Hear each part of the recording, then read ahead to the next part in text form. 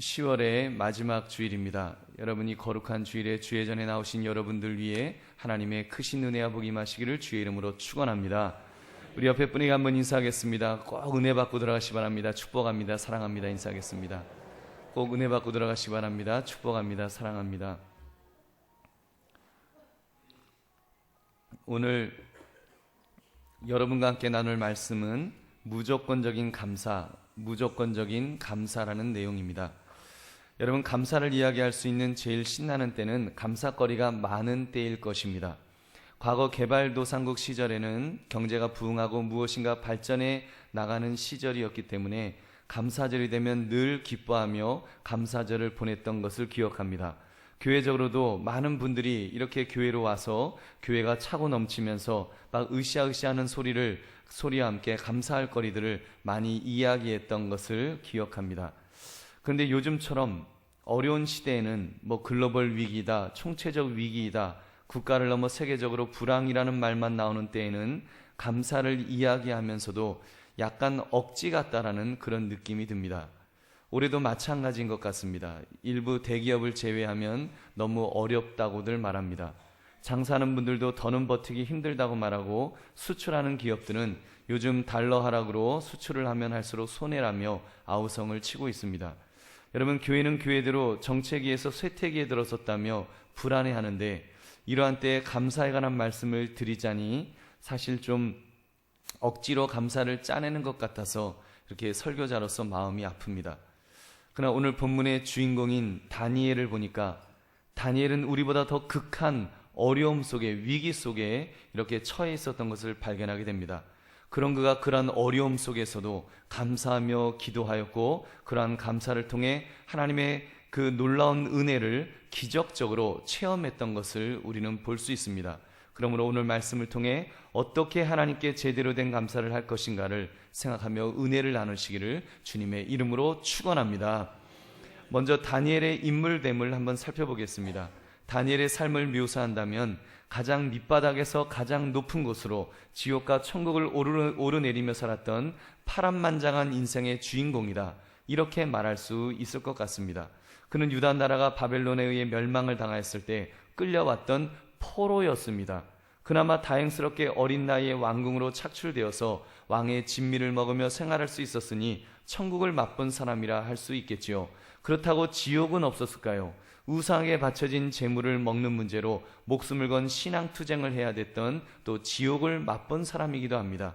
물론 그렇게 투쟁할 때마다 하나님은 늘 다니엘과 함께 하셨고, 종국에는 바벨론을 다스리는 총리의 직위까지 올랐던 굴곡이 심한 인생을 살았던 그런 사람임에 틀림없습니다. 이러한 인물이니 총리가 되었다고 흥청망청 살았겠습니까? 오늘 읽지는 않았지만 다니엘서 6장을 보니까 대적들이 다니엘의 허물을 찾아내려고 백방으로 애를 썼던 것을 볼 수 있습니다. 당시 바벨론에는 총리가 3명이 있었는데 다리오 왕이 특히 다니엘을 총애했습니다. 그러니 다니엘을 시기하고 질투하는 대적들이 얼마나 많았겠습니까? 그들이 어떻게 해서라도 다니엘의 흠집을 찾아내려고 이렇게 그의 그 주변을 이렇게 열심히 조사했습니다. 그런데도 조그만 흠조차 찾을 수 없을 만큼 그는 깨끗하게 살았던 믿음의 사람이었습니다. 결국 대적들이 머리를 짜낸 것이 신앙을 믿기로 한 함정을 만드는 것이었습니다. 그는 어려서부터 창문을 열고 예루살렘을 향하여 무릎을 꿇고 하루 3번씩 기도하는 사람이었습니다. 다니엘의 대적들이 그 사실을 알고는 교활한 음모를 꾸미게 됩니다. 그들이 왕에게 제안을 합니다. 왕 외에 어떤 신이나 사람에게 이렇게 무엇을 구하면 사자굴에 집어넣는 법을 만듭시다. 왕이여, 그 법령을 강조하기 위해서 이것은 왕이라도 고칠 수 없도록 그렇게 못을 박아 한 달 동안 시행하자고 제안했습니다. 왕이 그 이야기를 들으면서 기분이 좋았을 것입니다. 아, 신하들이 나를 인정해 주는구나. 나를 신처럼 떠받들어 나 외에 다른 존재에게 기도하지 말라는 법령을 만들라 하니 그거 참 좋겠다. 그리고는 이제 조서의 왕의 도장을 꾹 찍어서 금령을 내렸던 것입니다. 다니엘이 이 금령이 내려진 것을 알았을 때 얼마나 마음이 놀랐을까요? 그는 총리였기 때문에 누구보다도 그 금령이 의미하는 것을 잘 알았습니다. 왕조차도 한 번 내려진 금령은 바꿀 수 없다는 사실을 당시 정치인이라면 모르는 사람이 없었다는 말입니다. 그것은 사형 선고와 같은 것이었습니다.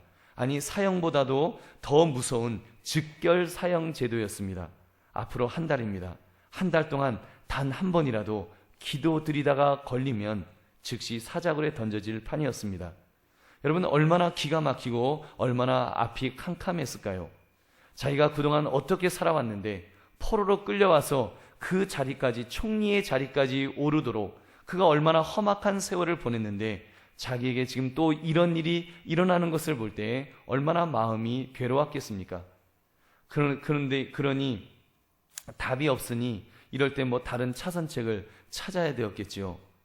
여러분, 만약 여러분 같았으면, 저 같았으면 이런 상황을 어떻게 대처하시겠습니까? 까짓것 한 달인데 한 달만 좀 기도하는 거 좀 피할까? 소나기는 좀 피하라 그랬는데 좀 피할까? 그런 마음이 안 들었을까요? 아니면 날씨도 추운데 창문 좀 닫고 두꺼운 커튼 좀 치고 그리고 몰래 기도하면 안 될까? 여러분, 이런 마음도 들었을 것입니다. 근데 다니엘을 보십시오. 오늘 본문 10절을 우리 한번 같이 읽겠습니다. 시작. 다니엘이 이 조서에 왕의 도장이 찍힌 것을 알고도 자기 집에 돌아가서는 윗방에 올라가 예루살렘으로 향한 창문을 열고 전에 하던 대로 하루 3번씩 무릎을 꿇고 기도하며 그의 하나님께 감사하였더라. 아멘. 두 가지 놀라운 것을 우리는 보게 됩니다. 첫째, 다니엘이 담대하게 기도하였다는 것. 여러분, 늘 그 훈련된 대로 하루 3번씩 기도하였다는 사실입니다. 여러분, 그가 얼마나 기도의 사람이었는지는 우리가 다음에 또 기회가 있으면 말씀을 나누겠지만, 여러분, 이 다니엘은 담대하게 그런 중에도 기도했다는 것이 얼마나 놀랍습니까? 그런데 더 놀라운 사실은 다니엘이 감사했다는 것입니다. 지금 다니엘의 처지가 감사할 처지인가요?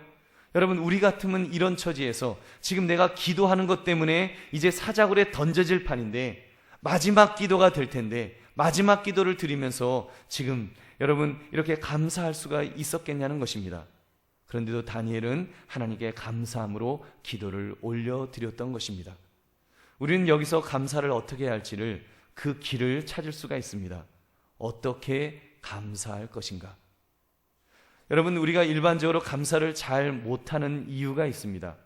그것은 감사의 조건을 잘못된 것에서 찾고 있기 때문입니다.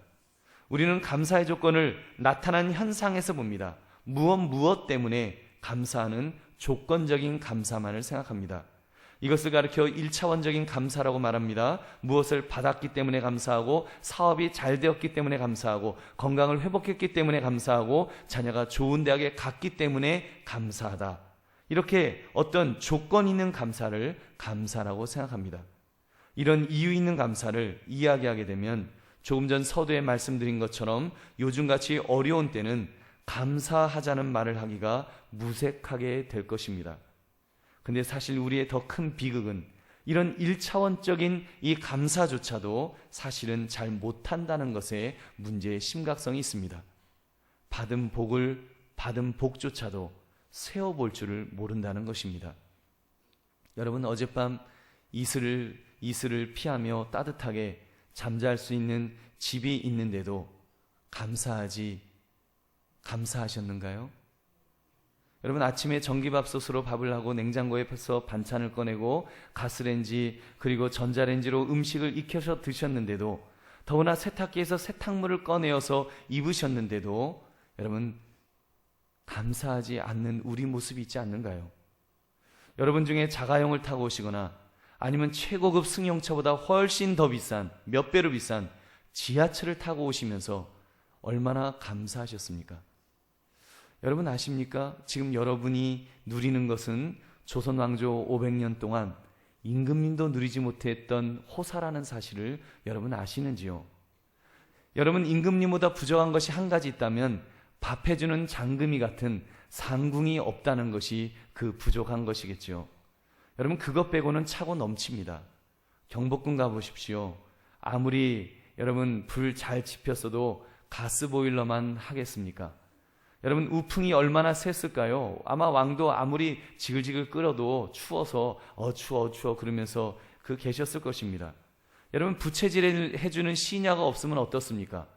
우리 선풍기가 24시간 졸지도 쉬지도 않으시며 바람을 보내주시는데, 더군다나 여러분 에어컨 바람은 임금님이 천국이 따로 없구나 그렇게 말씀하셨을 그런 호사를 우리는 누리며 살고 있습니다.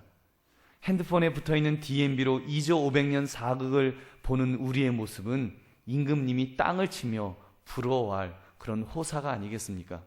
그런데도 우리는 감사하지 않습니다. 우린 감사하지 않아요. 우리나라 얼마나 자랑스러운 나라가 되었는지 여러분 아시지요? 1963년도 장충체육관 건립할 때 필리핀의 원조와 필리핀의 기술진의 도움으로 건립했다고 합니다. 미국 대사관, 우리 지을 능력이 없어서 필리핀 사람들이 와서 지었다고 합니다. 1960년대는 필리핀 마닐라 가서 바나나 실컷 먹고 오는 것이 그것이 소원이었답니다.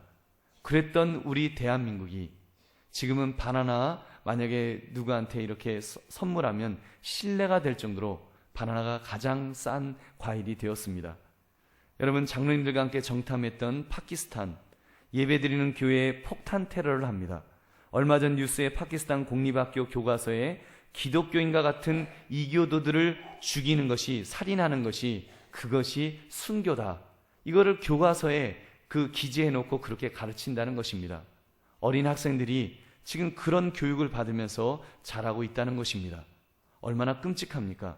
그런데 우리는 이렇게 자유롭게 예배드릴 수 있다니, 여러분 이것이 얼마나 감사한 일인지요. 너무 당연한 것 중에 사실은 감사할 거리들이 너무나 많은 줄 여러분 믿으시기 바랍니다. 이런 이야기가 있습니다. 천국에는 두 개의 창고가 있다고 합니다.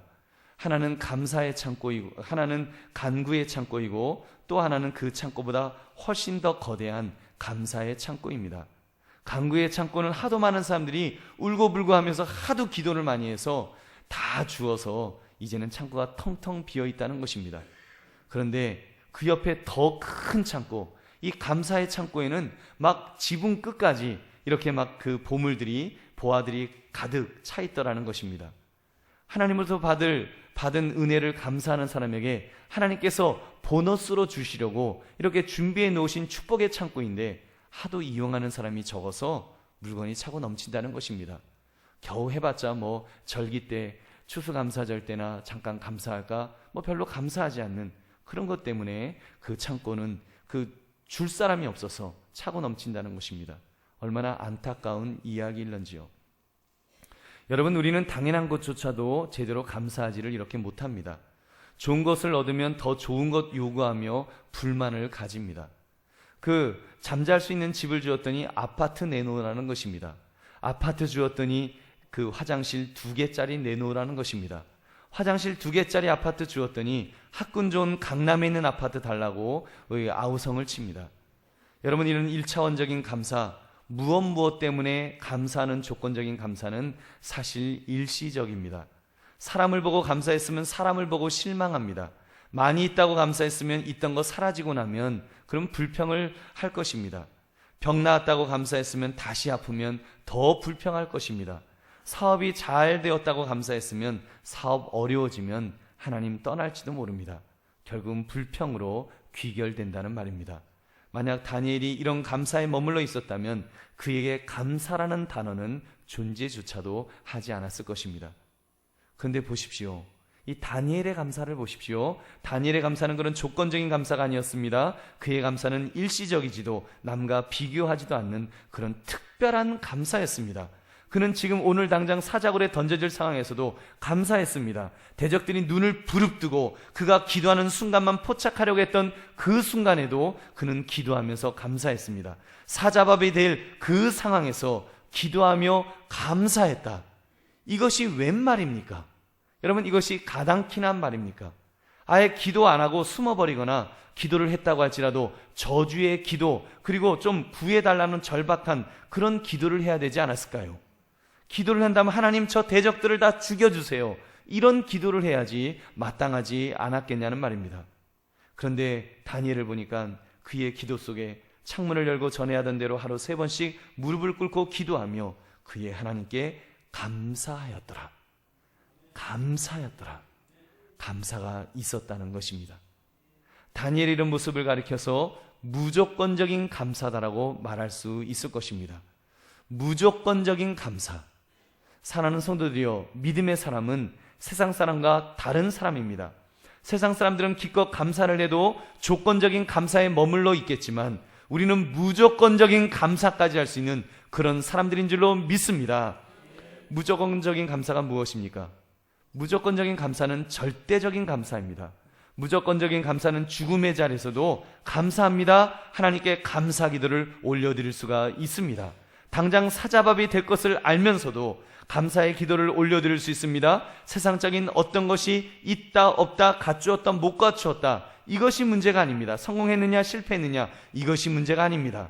그런 세상적인 조건과는 차원이 다른 어떤 특별한 것 때문에 나는 무조건적으로 감사할 수 있다, 이렇게 말할 수 있는 사람이 바로 믿음의 사람이라는 것입니다. 여러분, 그것이 무엇입니까? 바로 여호와 하나님으로 인하여 감사하는 것입니다. 여러분, 다니엘은 알았을 것입니다. 알았습니다. 자기는 포로였는데 그를 총리로 만드신 분이 하나님이심을 알았습니다. 채식을 해도 육식을 먹은 동료들보다 훨씬 혈색이 좋게 만들어주신 분도 하나님이심을 알았습니다. 아무도 풀 수 없던 꾼 해몽을 척척할 수 있도록 알려주신 분도 하나님이심을 알았습니다. 사드락 메삭 아벳누고 같은 친구들이 풀물 속에 던져졌을 때에도 하나님께서 그들을 타지 않게 기적적으로 보호해 주신 분이 하나님이란 사실을 그는 알았습니다. 다니엘은 그 하나님이 자기를 떠나지 않으셨기 때문에 감사하고 있는 것입니다. 즉, 하나님으로 인해서, 하나님 때문에 감사하는 것입니다. 이것이 바로 무조건적인 그 감사의 신앙입니다. 무조건적인 감사는 바로 하나님으로 인하여 감사하는 것인 줄 믿으시기 바랍니다. 바로 이 무조건적인 감사를 하박국 선지자는 이렇게 표현하고 있습니다. 하박국 3장 17절 18절 말씀 우리 한번 같이 읽어보겠습니다. 시작. 비록 무화과나무가 무성하지 못하며 포도나무에 열매가 없으며 감람나무에 소출이 없으며 밭에 먹을 것이 없으며 우리의 양이 없으며 외양간에 소가 없을지라도 나는 여호와로 말미암아 즐거워하며 나의 구원의 하나님으로 말미암아 기뻐하리로다. 아멘. 무화과나무, 포도나무, 감람나무 열매, 밭의 소산, 양소, 이 모든 것은 유대인들에게 있어서 필수적인 생계와 직결된 필수품들입니다. 이것 없으면 굶어 죽습니다. 그런데 하박국 선지자는 말하기를 믿음의 사람은 하나님만 계시면 기뻐할 수 있다. 이것이 믿음의 사람의 모습입니다. 하박국 2장 4절 후반부 의인은 그의 믿음으로 말미암아 살리라. 의인은 믿음으로 말미암아, 하나님을 믿는 믿음으로 말미암아 산다. 하나님으로 말미암아 산다라고 그는 그렇게 고백하고 있습니다. 그렇습니다. 이스라엘 백성들이 40년 광야 생활할 때도 그런 필수품이 없는 생활을 한 적이 있었습니다. 그들에게는 먹을 양식도 고기도 심지어 마실 물조차도 없었습니다. 그런 중에도 그들이 하나님만 의지하며 하나님을 붙들 때 하나님은 만나로 먹이셨고 메추라기를 보내시고 바위를 깨뜨려 생수를 내게 하셔서 그들로 하여금 마시게 하셨습니다. 그것을 통해 그들에게 깨닫게 하신 것이 이것입니다. 신명기 8장 3절 말씀 우리 함께 읽겠습니다. 시작. 너를 낮추시며 너를 줄이게 하시며 또 너도 알지 못하며 내 조상들도 알지 못하던 만나를 내게 먹이신 것은 사람이 떡으로만 사는 것이 아니요 여호와의 입에서 나오는 모든 말씀으로 사는 줄을 내가 알게 하려 하심이니라. 아멘. 사람이 떡으로만 사는 것이 아니라 여호와의 입에서 나오는 말씀으로 산다. 조건적인 감사로만 사는 것이 아니라 무조건적인 감사, 하나님으로 산다라고 말씀하는 것입니다. 여러분, 지난주 이 말씀을 우리가 나누었습니다. 광야 생활, 그런 중에도 하나님만 의지하는 신앙, 부족함이 있어도 하나님만 의지하는 신앙, 이것이 바로 무조건적인 감사인 줄 여러분 믿으시기 바랍니다. 매튜 엘리라는 영국의 유명한 목사님이 계시는데 그 목사님이 아주 주석도 많이 쓰시고 훌륭한 책도 많이 쓰셔서 저도 많이 이렇게 읽고 그렇게 참고를 합니다만, 그분이 으슥한 길을 걷다가 강도를 만났습니다. 그래서 시큰 두드려 맞고 피투성이가 되어서 이제 집으로 돌아오게 되었습니다. 성도들과 그리고 가족들이 너무 깜짝 놀라갖고 막 눈물을 흘리면서 이제 맞이했습니다. 그때 그 목사님께서 이제 그 가족을 붙들고 성도들을 붙들고 이렇게 기도를 하셨다고 합니다. 하나님 아버지, 제게 어려움이 있었지만 다시 생명을 살려주셔서 사랑하는 가족과 교우들을 보고 손붙들어 기도하게 하시니 감사합니다. 나도 하나님을 믿지 않았더라고 하면 저들보다 더 끔찍한 강도가 되었을 터인데 나는 예수 믿고 하나님의 자녀가 되고 목사가 되었으니 주여 감사합니다. 어느 날 내 곁에 모든 환경이 나를 떠나는 날이 있다고 하더라도 세상이 나의 모든 것을 다 빼앗아 간다 할지라도 내게는 영원한 나라가 있으니 하나님이 나와 함께 계시니 주여 감사합니다.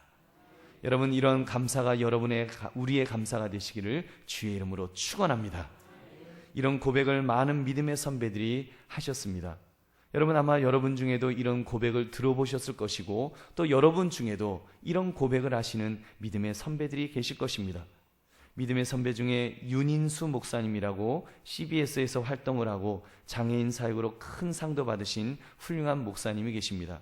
공산당이 목사님 아들이라고 고문을 해서 그분을 소경으로 만들어버렸습니다. 모든 재산을 잃고 고향도 잃고 남한 땅으로 왔습니다. 아직 어렸을 때였는데 어머니가 중풍병이 걸려서 간병을 하면서 어린 이 소년이 이제 길거리에 나가서 신문을 팔고 구두 닦기를 시작했습니다. 다행히도 친구가 옆에서 도와주었기 때문에 이렇게 눈이 먼 채로 그래도 구두도 닦고 신문도 팔 수가 있었던 것입니다.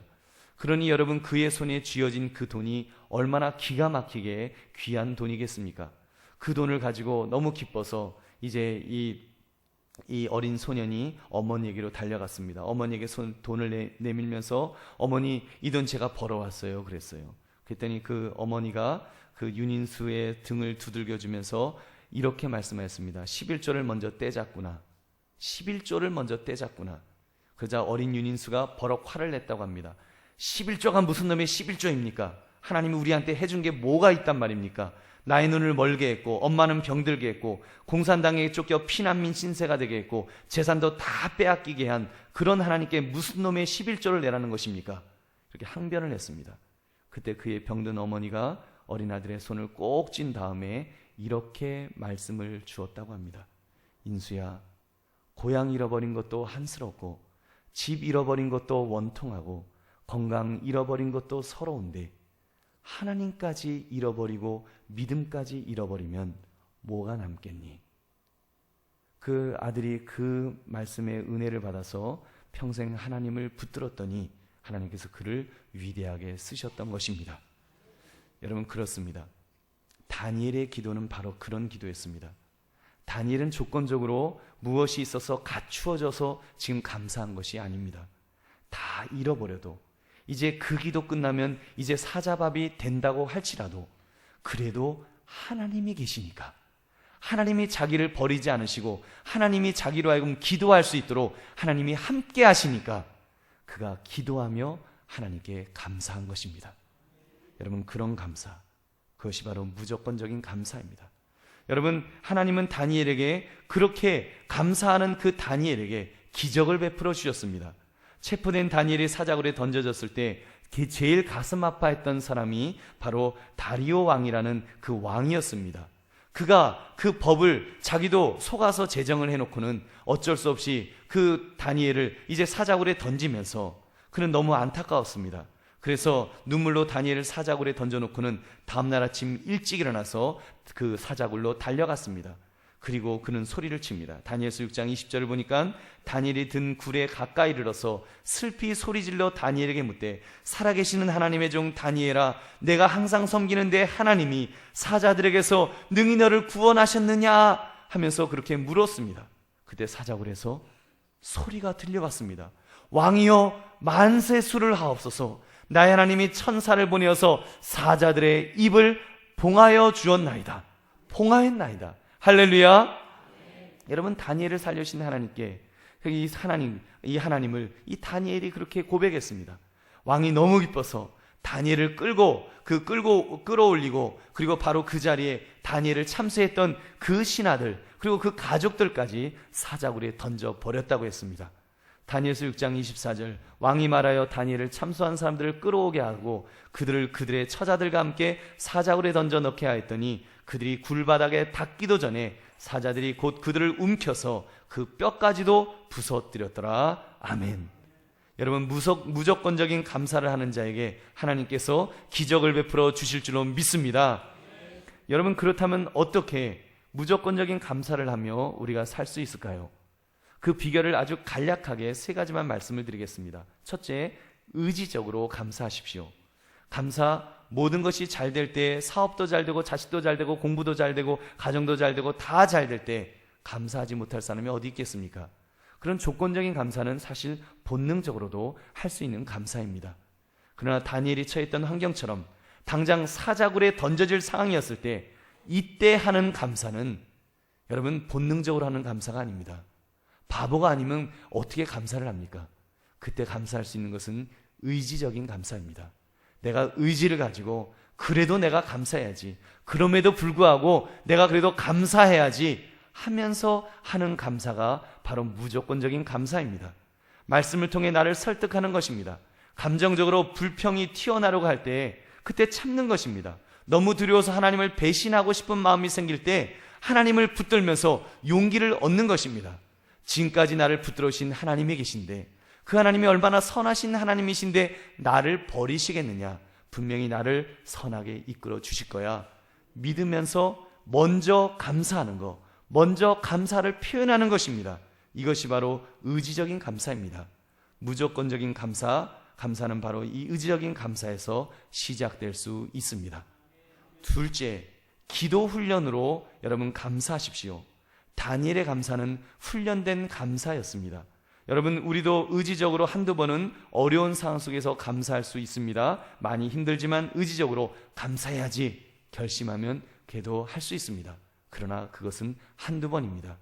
만약 그 어려움이 계속되고 엎친 데 덮친 격으로 막 다가오면, 더구나 사자굴에 들어갈 정도로 그런 끔찍한 어려움이 찾아오면 여러분, 쉽게 무너지는 것이 인간입니다. 이때 무너지지 않고 무조건적인 감사를 하려면 다른 것이 필요합니다. 기도를 통해, 여러분, 기도를 통해 우리가 평소에 기도로 하나님의 능력을 힘입지 않으면 여러분, 무조건적인 감사할 수 없습니다. 그러므로 여러분, 기도 이외에는 방법이 없습니다.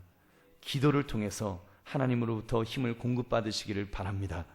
다니엘은 바로 이 기도에 있어서 기가 막히게 훈련된 기도의 사람이었습니다. 사자굴에 던져버릴 것이라는 위협 앞에서도 전에 하던 대로 하루 3번씩 무릎을 꿇고 기도했다는 것은 그가 얼마나 기도 훈련이 철저하게 된 사람인지를 우리는 짐작하고도 남는 대목입니다. 규칙적인 기도 생활, 눈이 오나 비가 오나 한가하든지 바쁘든지 꾸준히 드리는 기도 훈련, 바로 그 속에서 무조건적인 감사의 힘이 나올 줄로 믿습니다. 셋째, 제일 기본적인 것인데 믿음으로 감사하십시오. 믿음으로 감사하십시오. 무조건적인 감사는 근거 없는 감사는 아닙니다. 무슨 긍정적인 사고방식, 적극적인 사고방식을 가지고 내가 감사하자 자기 자신에게 최면을 거는 그런 감사는 아니라는 것입니다. 그거는 뜬구름 잡는 감사지요. 그거는 아무 무의미한 감사입니다. 여러분, 무조건적인 감사는 사실은 분명한 조건이 있고 그 근거가 분명합니다. 다만 조건이 세상적인 것이 아니고 여러분, 신령한 것이라는 것입니다. 그것이 무엇인가 하면 하나님을 향한 믿음입니다. 하나님을 향한 믿음. 다니엘은 믿었던 것입니다. 내가 사자굴에 던져진다고 할지라도 하나님은 나를 구원해 주실 것이다. 왜냐하면 그 사드락 메삭 아벳느고가 그 전에 풀무불 속에 던져졌을 때에도 하나님이 구해 주신 것을 그는 알았습니다. 그 분명한 하나님을 향한 믿음이 있었다는 말입니다. 여러분, 기억하시지요? 아브라함이 그 자기의 아들 이삭을 제물로 바치라고 했을 때 그가 칼을 빼어들어서 실제로 아들을 바치려고 했습니다. 죽이려고 했습니다. 하나님이 막지 않으셨으면 아마 그 진짜 칼로 찔러 죽였을 것입니다. 히브리서 11장 19절은 그의 모습을 이렇게 말씀합니다. 그가 하나님이 능히 이삭을 죽은 자 가운데서 다시 살리실 줄로 생각한지라 비유컨대 그를 죽은 자 가운데서 도로 받은 것이니라.